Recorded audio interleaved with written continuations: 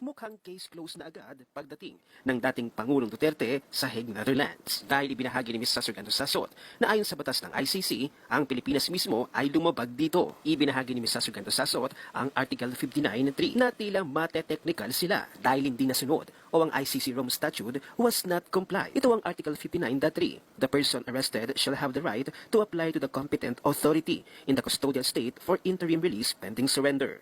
Case dismissed because the rights of the accused have not been respected. Kalma nga lang ako dahil nga I know what I am talking about. What is the significance of procedural fairness of the accused in a criminal case? Never interrupt your enemy when he's committing a mistake. That's the procedural law of ICC when it comes to arrest. Where PRRD's rights respected, especially in relation to Article 59.3, you don't have to be a lawyer to understand the significance. This is the significance of the violation of Article 59.3 of the Rome Statute. They never respected Duterte's rights for interim release. They never waited for the TRO. Whatever happens from there is what they call in courts, fruits of a poisonous tree. If ICC will not respect its own rules, it will finally be the end of ICC. Torres committed a stupid mistake. Miranda rights are not enough in reading the rights of the accused. Torres is operating under ICC law, and part of the right of the accused that he must inform Duterte with are his rights under the ICC statute, which includes the right to apply for interim release pending trial while under the custody of the arresting state. Lawyers know the significance of this mistake. Ignorance of the law doesn't do what again. If Article 59.3 of the arrest proceedings of ICC rule will not be respected by the ICC, it will be the end of the court. Article 59.3 of the Rome Statute grants the person arrested the right to apply to the competent authority in the custodial state for interim release pending surrender. Competent authority here means judicial authority of the arresting state, in this case, the Philippines. This is one of the rights of the accused at the ICC, which has not been respected, and lawyers know the massive significance of any right of the accused being violated. At para sa mas maliwanag pa na paliwanag, narito si Ms. Sargento Sasot. Panoorin natin ang buong video. Okay, eto bibigyan natin yung facts. Okay, facts muna tayo, facts. Okay, anong ginawa nila? Inaresto nila si Digong. Dinala saan? Dinala si Digong pagka-aresto. Saan? Saan dinala? Isulat nyo nga, saan dinala si Digong nung inaresto siya? Saan siya dinala? Saan po siya dinala? Saan po siya dinala? Si Digong nung inaresto siya. Saan siya dinala? Hindi ba sa Villamor Air Base? Dinala si Digong nung inaresto siya by virtue of arrest warrant ng ICC. Dinala siya sa Villamor Air Base. Tapos nandun si Torres, binabasa-basahan pa niya ng right si Digong. Tapos si Digong ay isinakay sa aeroplano at inilabas sa Pilipinas, and the airplane now is going to on route to Rotterdam sa Netherlands. Okay, Rotterdam is just a city next to The Hague. Kaya sa Rotterdam yung dinala kasi I believe ang Rotterdam ang ang airport sa Rotterdam ang tumatanggap ng chartered flights. Anyway, so yun ang facts. May ICC arrest warrant daw. Kinuha si Duterte, dinala sa Villamor Air Base. That's a fact. Nakita niyo yung lahat.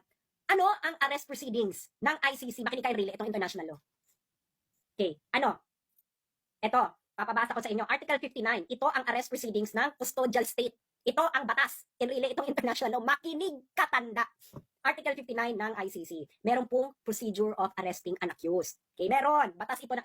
Let's work under the condition na nasa jurisdiction tayo ng ICC. Kaya wala tayo sa jurisdiction, edi lalong mas mali yung pagkakaresto nila. So, assuming for the sake of argument na ang Pilipinas ay under sa jurisdiction ng ICC, meron pong arrest proceedings ang ICC. Ano ito? Nandito ito sa Rome Statute, and really, magbasa ka!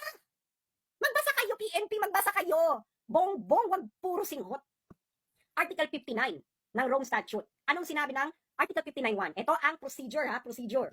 A state party which has received a request for provisional arrest or for arrest and surrender shall immediately take steps to arrest the person in question. Ano ibig sabihin yan?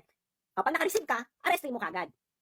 Correct. Sabihin natin, correct yung ginawa nila. Inaresto nila, nakatanggap sila ng warrant of arrest, inaresto nila. Pero may next step, mga friends, may next step pag inaresto mo. Ano ang step 2? Step 2. A person arrested shall be brought promptly before the competent judicial authority in the custodial state, which shall determine in accordance with the law of the state that 1. A. Warrant applies to the person. 2. The person has been arrested in accordance with the proper process. And C. The person's right have been respected. Step 2 pa lang tayo. Anong sabi nito, tatagalogin ko? Pag ikaw ay inaresto, anong dapat ang gagawin sa'yo ng arresting officer? Dadalin ka sa harapan ng competent judicial authority. Ibig sabihin, si Digong dapat dinala saan? Sa hukuman ng Pilipinas. Sa harapan ng hukuman ng Pilipinas. Pero anong ginawa nila? Saan nila dinala si Digong? Sa Villamor Air Base. Kailan naman naging korte ang Villamor Air Base? Napakalinaw dito, mga engot kayo. ICC law ito. Ito ang ICC procedure. Ito yung pinagmamalaki ninyo. Dinayolate nyo yung law. Number 1 violation. Hindi nyo dinala si Digong sa harapan ng competent judicial authority. Yung competent judicial authority na yun, which is ang ating korte, dapat ididetermina ng competent judicial authority ng Pilipinas na 1. na ang warrant ay nag-a-apply kay Duterte. And number two, na yung naaresto si Duterte has been accordance with the proper process. Was it proper process? Hindi mo nga dinala sa harapan ng competent judicial authority. Torres, tanga ka! Ikaw ang may kasalanan nito. Ignorance of the law. What? Excuses no one. Nasa batas ng ICC, Torres, Bongbong Marcos, na pag inaresto mo, may inaresto ka na may warrant of arrest from the ICC, dadalhin mo yung inaresto mo dapat sa harapan ng competent judicial authority sa bansa mo. Yaan ang nasa batas ng ICC. You violated it. You violated it. Okay. Di ba? Violated na. Kita nyo lahat, saan dinala si Digong? Dinala ba si Digong sa harapan ng competent judicial authority? No! Kita nyo lahat, saan dinala? Sa Villamor Air Base. Hindi ba? Villamor Air Base. Villamor Air Base is not a competent judicial authority. The AFP, na yun ang pugad ng AFP, Villamor Air Base is not a competent judicial authority. Torres is not a competent judicial authority. Sino lang ang competent judicial authority sa Pilipinas? Nasaan ang judicial power sa Pilipinas? Nasa Supreme Court and the courts. Dinala ba nila sa kahit anong korte sa Pilipinas si Duterte? No. So they violated ICC rules already. Doon pa lang. They violated procedures. At alam to ng mga lawyers, if you violated a procedure, anong mangyayari sa kaso? Diba? If things are fair, ano mangyayari? Tanungin nyo sa mga lawyers. Tanungin ninyo sa mga law din. Kung sinabi kong sila na sasabihin nila hindi madi-dismiss, you are not acting on jurisprudence. Ayan o, in accordance with the law of the state, ibig sabihin in accordance sa law ng Pilipinas, ididetermine na pa ng Korte ng Pilipinas dapat na yung warrant ay nag-a-apply kay Duterte. Second, na yung pagkaka-aresto kay Duterte ay dumaan sa proper process. At number three, na ang rights ng arrested ni Duterte ay dapat respected. Ididetermine na pa yun ng court. Anong ginawa nila, Bongbong? Anong ginawa ng AFP? Anong ginawa ninyo mga polis? Ipinasok niyo si Duterte sa eroplano at inilipad niyo palabas. Is this according to the arrest proceedings ng ICC? No, no. Is it according to the arrest proceedings ng Pilipinas? No, no. So kayo mga polis, kayong AFP, anong batas ang sinusunod ninyo mga putang ina kayo?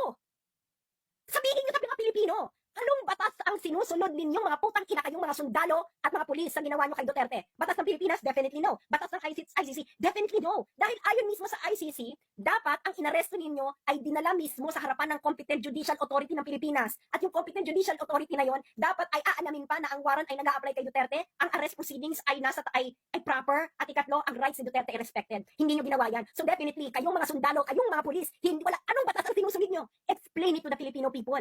What was the law did you follow? What was the law did you follow? Illegal. Everything that you did is illegal. You are not following the Constitution. You are not even following the ICC statute. So what are you following, kayong mga sundalo at mga pulis? Magising kayo. Ngayon, okay, nag-violate na sila doon. Hindi ba? Nag-violate na sila doon. Hindi nila iniharap si Digong. Hindi nila hinarap si Duterte sa competent judicial authority. Dinala nila diba sa Villamor Air Base, and from Villamor Air Base, inilakay ng eroplano. That's not according to the arrest proceedings of ICC itself. Meron ka ng procedural flaw. Kayo ang nagkamali. Kayo mga pulis, mga sundalo, wala kayong batas na sinusunod. Mahiya kayo sa mga anak ninyo, sa pamilya ninyo, sa bansang Pilipinas. Anong batas ang sinusunod ninyo? Ito ang batas na umiiral sa arrest ni Duterte. ICC statute. And according to the ICC statute, dapat si Duterte ay iniharap sa competent judicial authority ng Pilipinas. Hindi nyo ginawa yan. So anong sinusunod ninyong batas?